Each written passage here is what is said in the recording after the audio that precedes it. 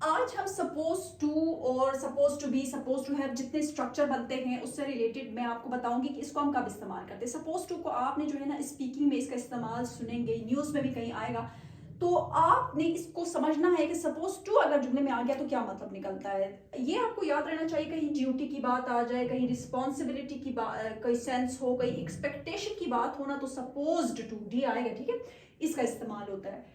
अब इसके उर्दू में कई तर्जुमे बन सकते हैं, इसलिए मैंने उर्दू नहीं लिखा, उर्दू के साथ रिलेट करके ना आप पढ़ें, क्योंकि इस तरह आप कंफ्यूज हो जाएंगे। सिर्फ कॉन्सेप्ट समझना है कि इसको यूज मैंने कब करना है।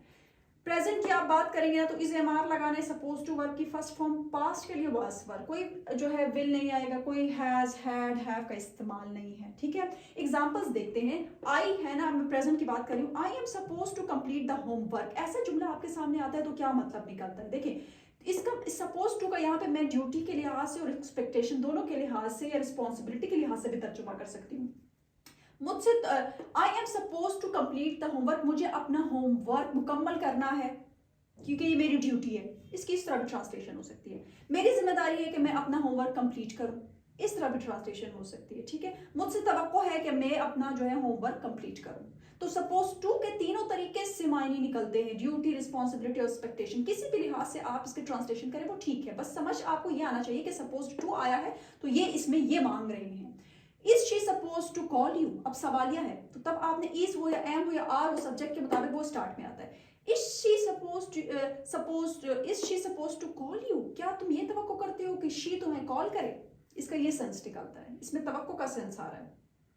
तुम शी से अपने आप को कॉल करवाने की तवक्को करते हो, ठीक है। The train was suppose to arrive at 6 PM, अब यहाँ पे भी एक्सपेक्टेशन है, तवक्को थी ट्रेन के 6 बजे आने की, शायद वो ना आई हो, तो ये पास्ट है तो was. They were not suppose to come today, ये तवक्को नहीं थी, नेगेटिव बनाते वक्त आपने जो भी हेल्पिंग वर्ब है, इज है, एम है, आर, उसके बाद नॉट लगाना है या वाज वर है। They were not suppose to come today, ये तवक्को नहीं थी कि आप उनके आज आने की, इस तरह की ट्रांसलेशन हो सकती है। They are suppose to take care of their younger siblings, पढ़ने से ही पता चलता है उनसे तवक्को की जाती है, उनकी जिम्मेदारी है टू टेक केयर, कि वो देखभाल करें ऑफ देयर यंगर सिबलिंग्स, अपने छोटे बहन भाइयों की, ठीक है। They are suppose to take care of their younger siblings, आपसे तवक्को की जाती है या आपकी जिम्मेदारी है कि आप अपने छोटे बहन भाइयों की क्या करें, देखभाल करें। तो हमने इसका कोई एक उर्दू में जो है ना मीनिंग पकड़ के नहीं बैठ जाना है कि जुमले के आखिर में ये आएगा तो ये होगा, सिर्फ इसका कॉन्सेप्ट क्लियर करना है। अब हम जाते हैं इस सपोज टू बी इसके दूसरे यूज की तरफ।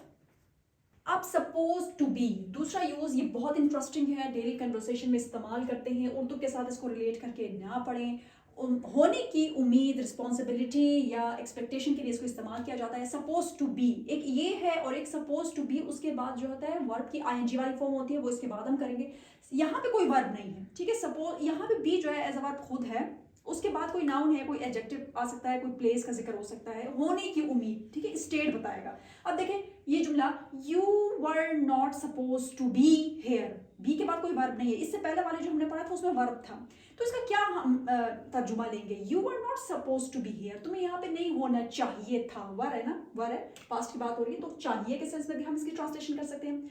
तुम्हें तवक्को नहीं थी कि तुम यहाँ पे होते, ठीक है, इस चीज की तवक्को नहीं थी, तो हम इस तरह भी इसको ट्रांसलेट कर सकते हैं। He is suppose to be at work, तवक्को है कि वो काम पर होगा या तुम्हें काम पर होना चाहिए, इस तरह भी ट्रांसलेशन हो सकती है। The weather is suppose to be rainy today, तवक्को है या कहा जा रहा है कि आज मौसम क्या होगा, बारिश वाला होगा या आज मौसम बारिश वाला होना चाहिए। I was suppose to be at home right now, मुझे जो है इस वक्त घर पर होना चाहिए या तवक्को है कि मैं इस वक्त घर पर हूँ लेकिन मैं घर पर नहीं हूँ, तो जो सिचुएशन होगी उसके हिसाब से इसको इस तरह बोला जाएगा। अब ये सवालिया है, is he suppose to be our new teacher, हम इशारा करें is he suppose to be our new teacher, कहा जा रहा है कि ये हमारे न्यू टीचर हैं या सॉरी वो हमारे जो है वो न्यू टीचर बनने वाले हैं या न्यू टीचर होने जा रहे हैं, ठीक है। तो इस तरीके से हमने इसकी ट्रांसलेशन करनी है। तो ये तो थे सपोज टू बी के यूजेस। अब हम करेंगे सपोज टू बी जो है वर्ब की आईएनजी वाली फॉर्म लेगा तो क्या मतलब निकलता है। ओके, अब देखिए suppose to be plus ING, इससे पहले सपोज टू बी उसमें कोई वर्ब नहीं था, इसमें आईएनजी है। इसमें देखिए एक्सपेक्टेशन की बात जरूर होगी, रिस्पॉन्सिबिलिटी की बात का मायने जरूर देगा, अब इसमें क्या है, उम्मीद है, कोई कुछ कर रहा है, कर रहा होगा, ये वाले तर्जुमे हो सकते हैं। देखिए, they are supposed to be, verb क्या है वाली form, coming to the party, ये तवक्को की जाती है कि वो पार्टी में आ रहे होंगे या वो पार्टी में आ रहे हैं, ये तवक्को है। They were not suppose to be studying, they अब नॉट है, नेगेटिव है, ये तवक्को की जा रही है कि वो सबक पढ़ रहे होंगे, ये तवक्को नहीं की जा रही है कि वो सबक पढ़ रहे होंगे, ठीक है, यानी उनसे सबक पढ़ने की तवक्को नहीं है। Sana is suppose to be working right now, जो है ऐसा जो है लग रहा है या ऐसा उम्मीद है कि सना जो है अभी काम कर रही होगी या सना काम कर रही है, ठीक है। तो उम्मीद का हमने मायने देना है। अच्छा, सपोज्ड टू हैव, कोई वर्ब नहीं है, हैव के बाद कोई वर्ब नहीं है, इसमें कोई चीज पास होने की उम्मीद, जैसे कि you were supposed to have the tickets, were लगा पास्ट है तो किस तरह इसका ट्रांसलेशन होना चाहिए, उम्मीद थी कि टिकट्स आपके पास होते, यानी टिकट्स आपके पास होने चाहिए थे। They are suppose to have the documents, ये उम्मीद थी कि डॉक्यूमेंट्स आपके पास होते, यानी डॉक्यूमेंट्स आपके पास होने चाहिए थे। I am suppose to have money, ये तवक्को थी, ये उम्मीद थी कि मेरे पास पैसे हों, ठीक है, तो आपके पास पैसे होने चाहिए। तो इस तरीके से हमने इसकी ट्रांसलेशन करनी है। सपोज टू हैव वर्ब की थर्ड फॉर्म, इससे पहले सपोज टू हैव उसमें कोई वर्ब नहीं था, अब इसमें इसका मतलब क्या है, उम्मीद है कोई कुछ कर चुका होगा या कर लिया होगा। देखें सेंटेंसेस को देखें, I was suppose to have finished, verb की थर्ड फॉर्म माय वर्क, मुझसे तवक्को थी कि मैं क्या कर लेता, मुझसे तवक्को थी कि मैंने अपना काम कर लिया होगा, मुझसे तवक्को थी, I was suppose to have. They were not supposed to have arrived early, यानी ये तवक्को नहीं थी कि वो इतनी जल्दी आ जाएंगे, ठीक है, कि वो इतनी जल्दी आ चुके होंगे पहले से। She was supposed to have submitted her project, इससे उम्मीद थी कि इसने अपना जो है प्रोजेक्ट जो है वो सबमिट कर लिया होगा या कर चुकी होगी। He was supposed to have reached by now, by now का मतलब होता है अब तक, इससे उम्मीद थी, इससे तवक्को थी कि ये जो है अब तक पहुंच गया होगा।